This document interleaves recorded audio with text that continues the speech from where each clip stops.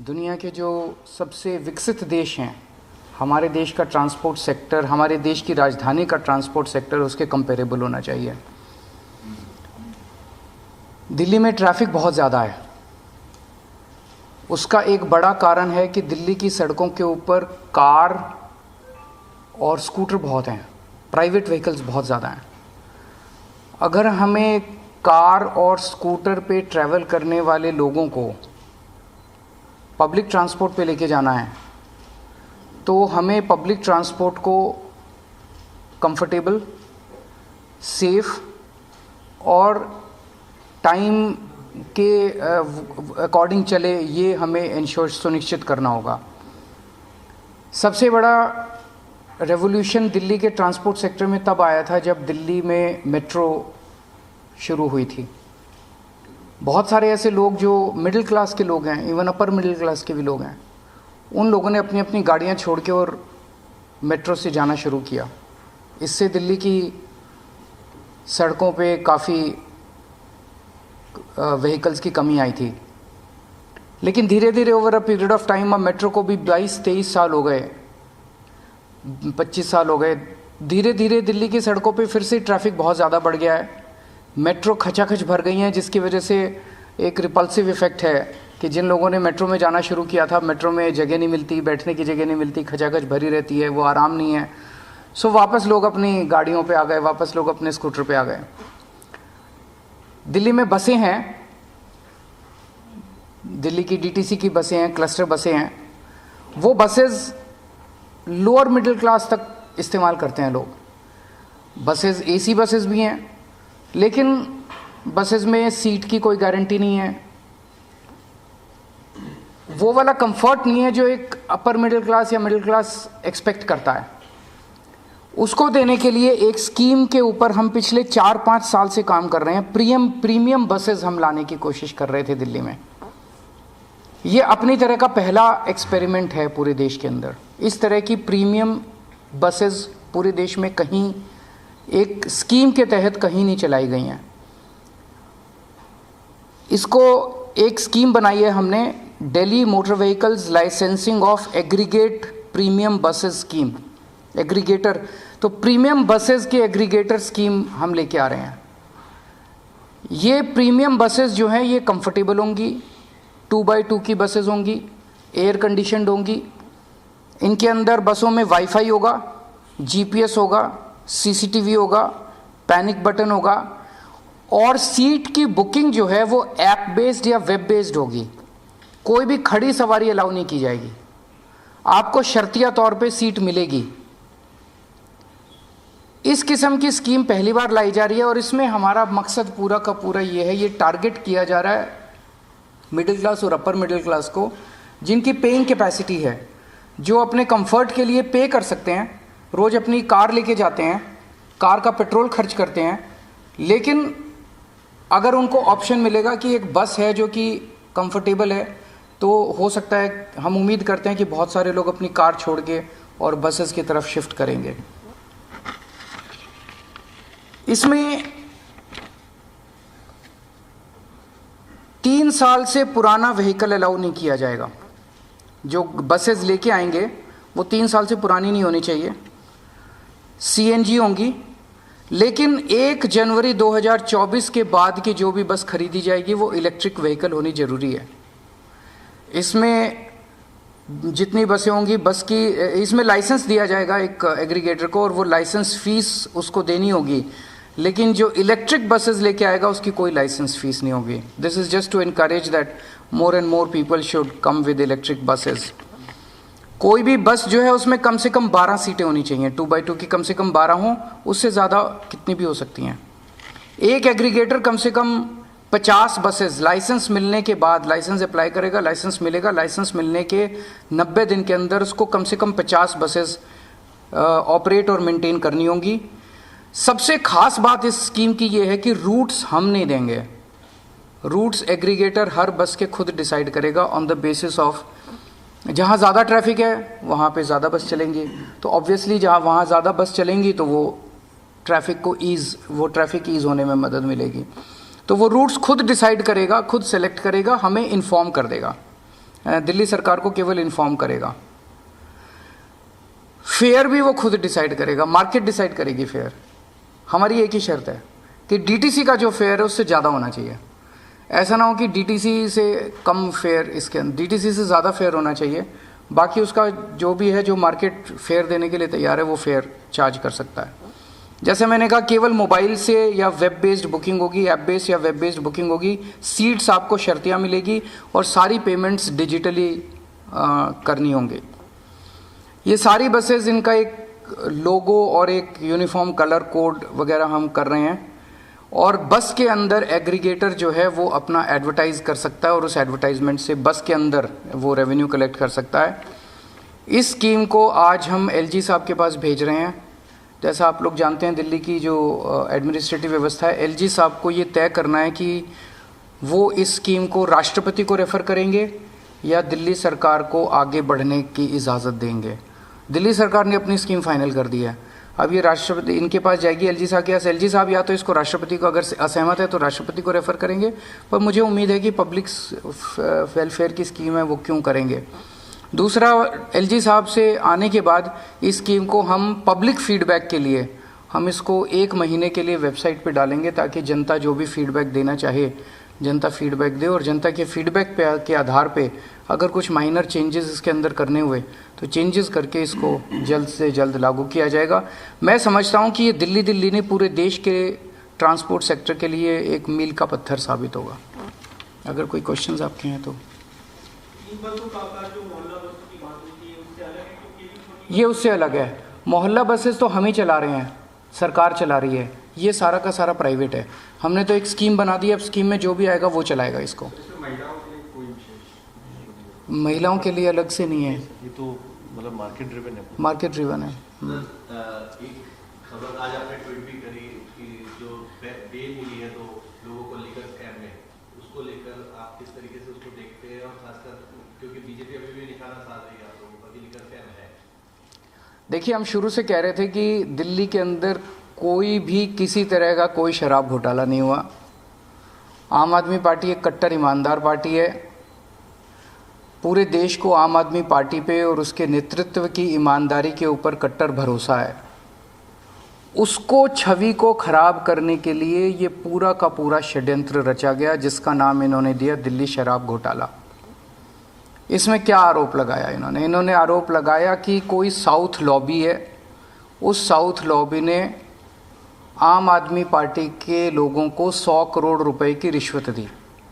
ये एक आरोप बीजेपी वालों ने लगाया। सीबीआई और ईडी ने भी कोर्ट में कहा है और उन्होंने माना है कि 100 करोड़ में से 70 करोड़ का उनके पास कोई सबूत नहीं है।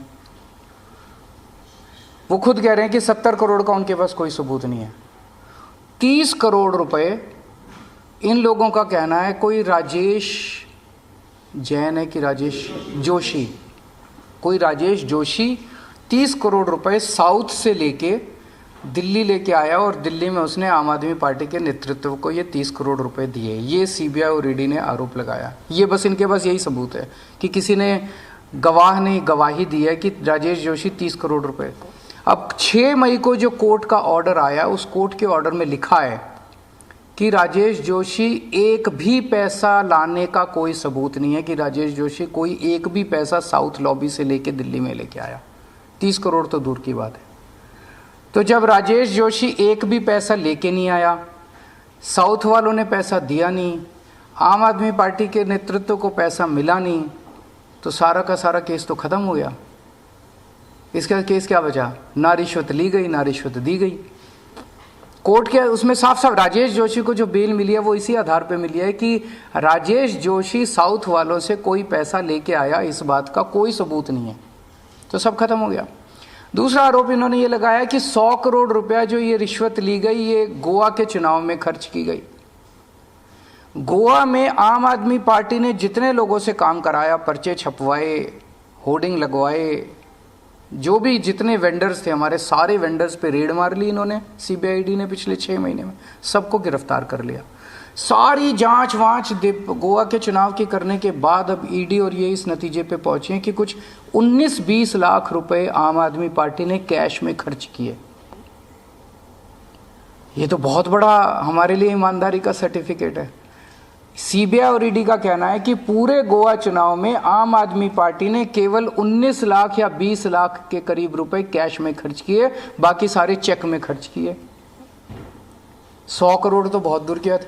तो ऐसी कौन सी पार्टी है इस देश के अंदर जो केवल 19 लाख रुपए एक स्टेट के चुनाव में कैश में खर्च करती है? तो सीबीआई और ईडी ने तो सबसे बड़ा सर्टिफिकेट दे दिया आम आदमी पार्टी को कि केवल 19 लाख रुपए, उसका भी अकाउंट वगैरह मांगेंगे तो दे देंगे, 19 लाख रुपए केवल कैश में खर्च किए, वहां भी कुछ नहीं। ना रिश्वत आई, ना रिश्वत खर्च हुई, ना रिश्वत ली गई, ना रिश्वत दी गई। तो बेसिकली एक कहानी बनाई गई।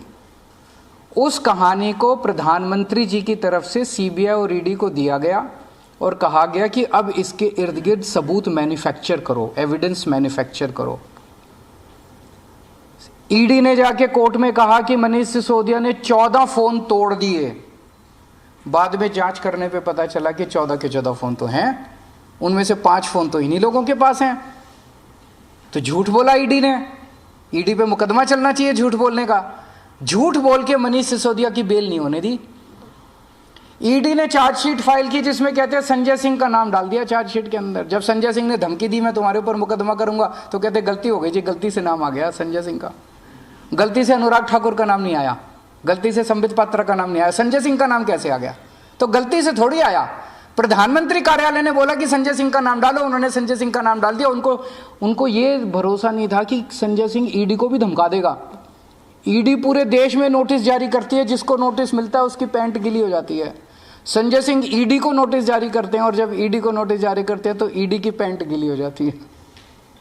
तो ईडी ने कोर्ट में जाके कहा कि संजय सिंह के खिलाफ हमारे पास कोई सबूत नहीं है, संजय सिंह का नाम गलती से आ गया।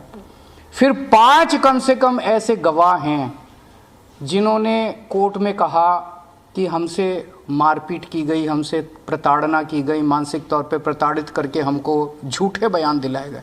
वो अपने बयान से पलट गए। एक आदमी का तो इतना मारा कि उसका कान का पर्दा फट गया।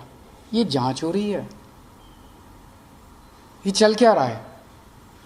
अब ये कोर्ट के आदेश के बाद तो साफ हो गया, ना किसी ने रिश्वत ली, ना किसी ने रिश्वत दी, ना कोई पैसा आया, ना कोई पैसा खर्च हुआ। तो कौन सा शराब घोटाला? पूरा का पूरा राजनीतिक षड्यंत्र है, केवल अरविंद केजरीवाल और आम आदमी पार्टी को बदनाम करने के लिए। सर, अभी बीजेपी बीच पे प्रेस कॉन्फ्रेंस कर रही है। 2 चीजें वो कह रहे हैं कि ये जजमेंट किसी पर्टिकुलर अभियुक्त के लिए था, पूरा जजमेंट नहीं है। इसके पीछे पूरा जो ब्रेन है मनीष सिसोदिया के कोर्ट भी कह चुका है, कोर्ट में जो दलीलें रखी गई थी। दूसरा वो ये कह रहे हैं सर सिसोदिया बाकी है, केजरीवाल बाकी है। ले कर लें, उनका तो मकसद ही है। वो तो अभी कल मैं सत्यपाल मलिक जी का इंटरव्यू सुन रहा था, वो कह रहे थे कि अगले चुनाव के पहले ये केजरीवाल को भी गिरफ्तार करेंगे। कर लें, केजरीवाल बहुत छोटी चीज़ है, पूरा देश देख रहा है। आज जब प्रधानमंत्री मोदी जी की ईमानदारी के ऊपर बहुत बड़े बड़े प्रश्न खड़े होने लग गए हैं, इतने घोटाले अडानी का ये वो, इतने घोटाले के आरोप उन पे लगने लग गए हैं, तो उनको केजरीवाल आंखों नहीं सुहारा। उनको पूरे देश के अंदर अगर कोई ईमानदारी की बात करता है तो अरविंद केजरीवाल और आम आदमी पार्टी की बात होती है। वो हमारे ऊपर कीचड़ उछाल रहे हैं, रोज़ कीचड़ उछाल रहे हैं। तो गिरफ्तार करना चाहते हैं, करें। वो धमकी क्यों दे रहे हैं? भारतीय जनता पार्टी कह रही है कि अगला नंबर केजरीवाल का है। इससे तो ये साफ हो जाता है कि ईडी को और सीबीआई को यही चला रहे हैं। वो कैसे कह सकते हैं कि अगला नंबर केजरीवाल का है? सीबीआई ने उनको बताया कि उन्होंने सीबीआई को बताया? सीबीआई को बीजेपी चला रही है, जैसा मैं कह रहा था। ये तो साफ जाहिर है, बीजेपी बता रही है उनको कि अगला नंबर केजरीवाल का है, पकड़ लो अब इसको। और सीबीआई पकड़ लेती है, फिर सबूत इकट्ठे करती है कि केजरीवाल को फंसाने के लिए सबूत कहाँ से? मणिपुर में अभी 4 बच्चे हमारे दिल्ली के फंसे हुए हैं और उनसे मैंने अभी थोड़ी देर पहले बात की और उनको लाने का हम इंतज़ाम कर रहे हैं। फ़्लाइट टिकट्स का अरेंज कर रहे हैं, वो उनको पहुंचा देंगे। आज शायद कोई फ़्लाइट अवेलेबल नहीं है, कल फ़्लाइट अवेलेबल है, तो कल उन बच्चों को ले आएंगे। बच्चे सेफ़ हैं, अभी अपने हॉस्टल में ही हैं और मैं अभी थोड़ी देर में मणिपुर के सीएम साहब से भी बात करूँगा इस बारे में। अपने 4 दिल्ली के बच्चे हैं। Thank you. तो दिल्ली के मुख्यमंत्री अरविंद केजरीवाल को आप सुन रहे थे। एक तरफ प्रीमियम बसों की सौगात जनता को दी जा रही है, दिल्ली वासियों को, और ऐसे में देखिए बड़ा हमला जो है केंद्र पर भी किया गया, बीजेपी पर किया गया, और ऐसे में ईडी और सीबीआई पर किस तरह से दबाव बनाया जाता है, नाम गलत डाले जाते हैं, ये आरोप यहाँ पर लगाया गया है। और कोई भी घोटाला नहीं हुआ है, अरेस्ट करना चाहते हैं तो करें, धमकी क्यों देते हैं, इस तरह की तमाम बातें कही गई मुख्यमंत्री अरविंद केजरीवाल ने कहा। और उन्होंने कहा कि गलती से जो नाम यहाँ पर डालने की बात कही जा रही है जांच एजेंसियों की तरफ से, और ऐसे में कोई और नाम क्यों नहीं डाला जाता, आखिर आम आदमी पार्टी के ही किसी नेता या मंत्री का नाम कैसे डाला जा रहा है। इसके पीछे की वजह यह है कि मोदी सरकार की तरफ से दबाव डाला जाता है।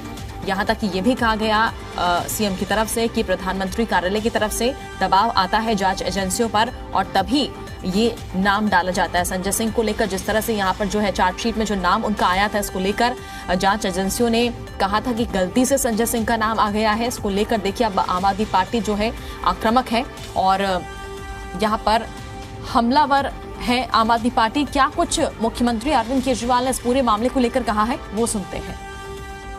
देखिए, हम शुरू से कह रहे थे कि दिल्ली के अंदर कोई भी किसी तरह का कोई शराब घोटाला नहीं हुआ। आम आदमी पार्टी एक कट्टर ईमानदार पार्टी है। पूरे देश को आम आदमी पार्टी पे और उसके नेतृत्व की ईमानदारी के ऊपर कट्टर भरोसा है। उसको छवि को खराब करने के लिए ये पूरा का पूरा षड्यंत्र रचा गया, जिसका नाम इन्होंने दिया दिल्ली शराब घोटाला। अब 6 मई को जो कोर्ट का ऑर्डर आया, उस कोर्ट के ऑर्डर में लिखा है कि राजेश जोशी एक भी पैसा लाने का कोई सबूत नहीं है कि राजेश जोशी कोई एक भी पैसा साउथ लॉबी से लेके दिल्ली में लेके आया। 30 करोड़ तो दूर की बात है। तो जब राजेश जोशी एक भी पैसा लेके नहीं आया, साउथ वालों ने पैसा दिया नहीं, आम आदमी पार्टी के नेतृत्व को पैसा मिला नहीं, तो सारा का सारा केस तो खत्म हो गया। इसका केस क्या बचा? ना रिश्वत ली गई, ना रिश्वत दी गई।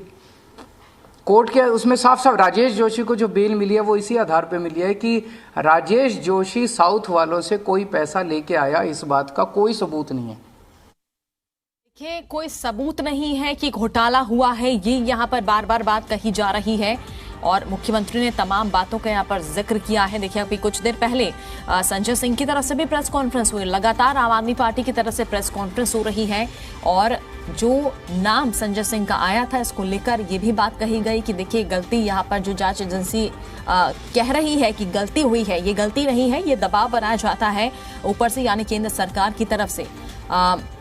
और साथ ही मुख्यमंत्री ने तमाम बातें कही हैं शराब घोटाले को लेकर। ये कहा गया कि शराब घोटाले जैसा घोटाला कोई कुछ हुआ ही नहीं है, कोई घोटाला नहीं हुआ है, कोई सबूत नहीं है एजेंसियों के पास। और ऐसे में देखिए, मुख्यमंत्री ने भी वही बात दोहराई है जो कुछ देर पहले संजय सिंह ने प्रेस कॉन्फ्रेंस करके कही थी।